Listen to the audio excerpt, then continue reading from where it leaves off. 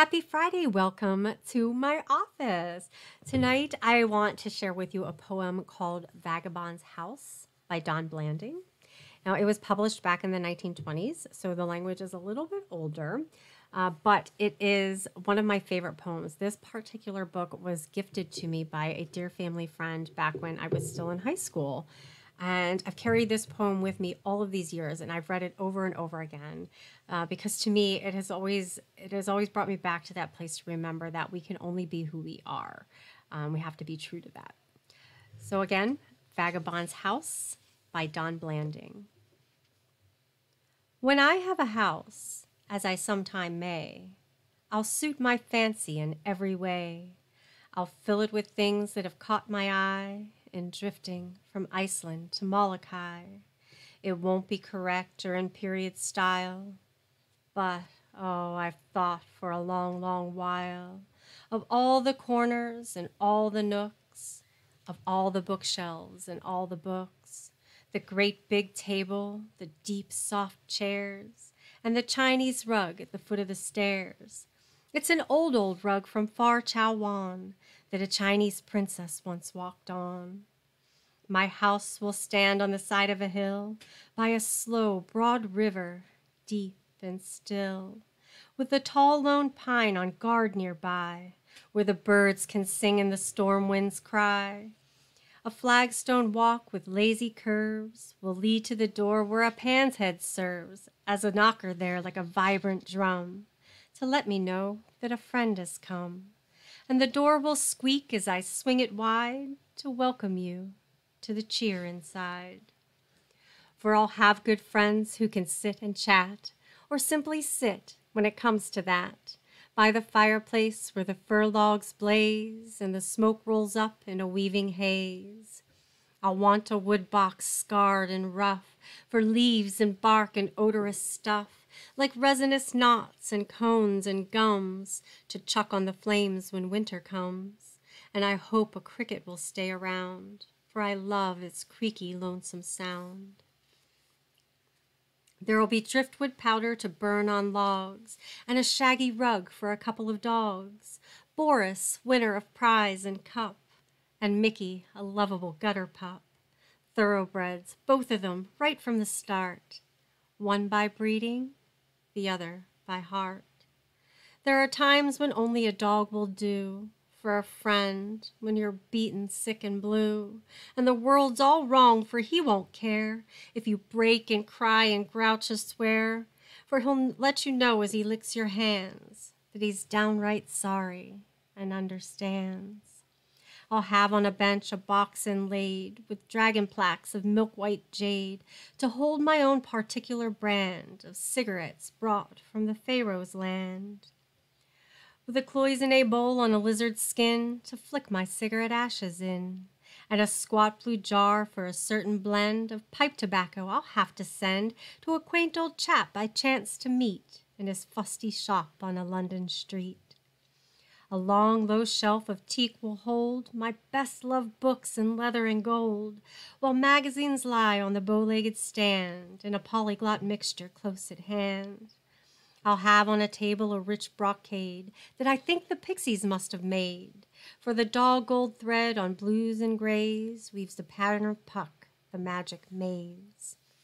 On the mantelpiece I'll have a place for a little mud god with a painted face that was given to me, oh, long ago, by a Philippine maid in a Longapo. Then, just in range of a lazy reach, a bulging bowl of Indian beach will brim with things that are good to munch, hickory nuts to crack and crunch, big fat raisins and sun-dried dates and curious fruits from the Mallee Straits, maple sugar and cookies brown with good hard cider to wash them down, wine sap apples, pick of the crop, and ears of corn to shell and pop, with plenty of butter and lots of salt. If you don't get filled, it's not my fault.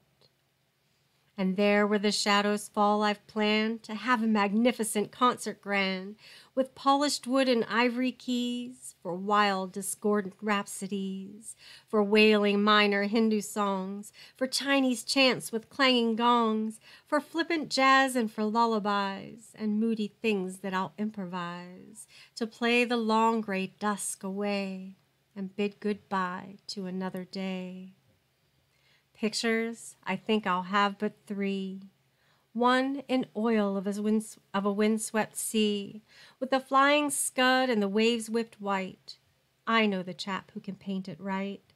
In lapis blue and a deep jade green, a great big smashing fine marine that'll make you feel the spray on your face. I'll hang it over my fireplace. The second picture, a freakish thing, is gaudy and bright as a macaw's wing, an impressionistic smear called Sin, a nude on a striped zebra's skin, by a Danish girl I knew in France. My respectable friends will look askance at the purple eyes and the scarlet hair, at the pallid face and the evil stare of the sinister, beautiful vampire face. I shouldn't have it about the place, but I like while I loathe the beastly thing, and that's the way that one feels about sin. The picture I love the best of all will hang alone on my study wall, where the sunset's glow and the moon's cold gleam will fall on the face and make it seem that the eyes in the picture are meeting mine, that the lips are curved in the fine, sweet line of that wistful, tender, provocative smile that has stirred my heart for a wondrous while.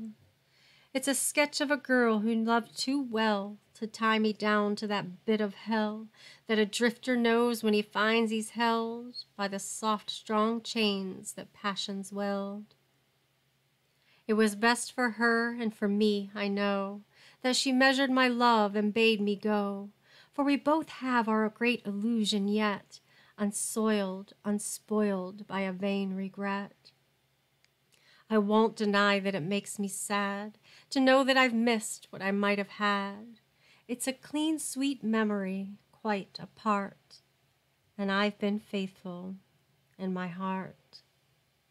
All these things I will have about, not a one can I do without. Cedar and sandalwood chips to burn in the tarnished bowl of a copper urn, a paperweight of meteorite that seared and scorched the sky one night, a Moro Chris, my paper knife, once slit the throat of a Raja's wife. The beams of my house will be fragrant wood that once in a teeming jungle stood, as proud tall tree where the leopards couched and the parrots screamed and the black men crouched. The roof must have a rakish dip to shadowy eaves where the rain can drip in a damp, persistent, tuneful way. It's a cheerful sound on a gloomy day. And I want a shingle loose somewhere to wail like a banshee in despair when the wind is high and the storm guards race and I am snug by my fireplace. I hope a couple of birds will nest around the house. I'll do my best to make them happy, so every year they'll raise their brood of fledglings here. When I have my house, I will suit myself and have what I'll call my condiment shelf, filled with all manner of herbs and spice, curry and chutney for meats and rice, pots and bottles of extracts rare. Onions and garlic will both be there, and soyo and saffron and savory goo, and stuff that I'll buy from an old Hindu. Ginger with syrup in quaint stone jars, almonds and figs in tinseled bars, astrakhan caviar highly prized, and citron and orange peel crystallized, anchovy paste and poa jam, basil and chili and marjoram, pickles and cheeses from every land, and flavors that come from Samarkand. And hung with a string from a handy hook will be a dog-eared, well-thumbed book that is pasted full of recipes from France and Spain and the Caribbees, roots and leaves and herbs to use for curious soups and old ragouts.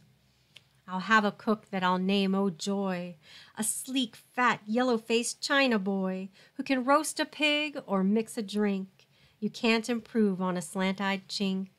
On the gray stone earth there'll be a mat for a scrappy, swaggering yellow cat with a war-scarred face from 100 fights with neighbors' cats on moonlit nights. A wise old Tom who can hold his own and make my dogs let him alone.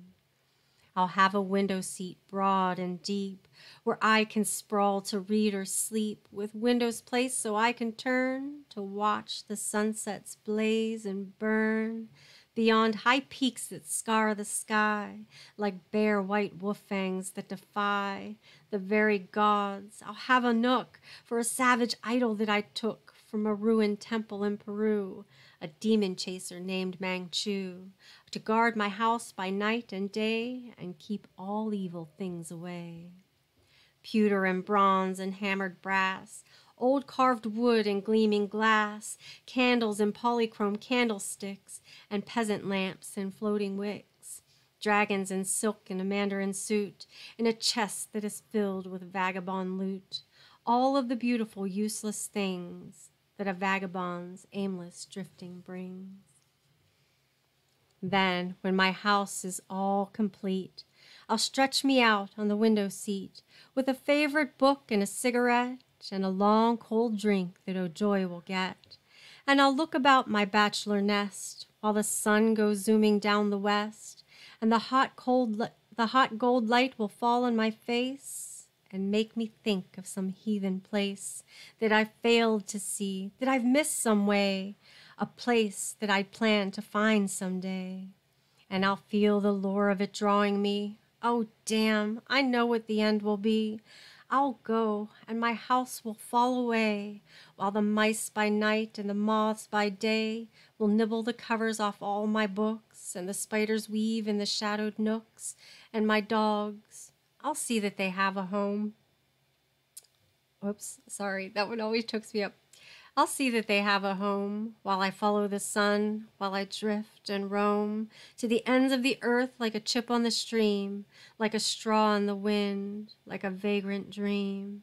And the thought will strike with a swift, sharp pain that I probably never will build again. This house that I'll have in some far day, well, it's just a dream house anyway. Thanks for stopping by and sharing Vagabond's House by Dawn Blanding with me on this Friday night. Have a good weekend. See you next time.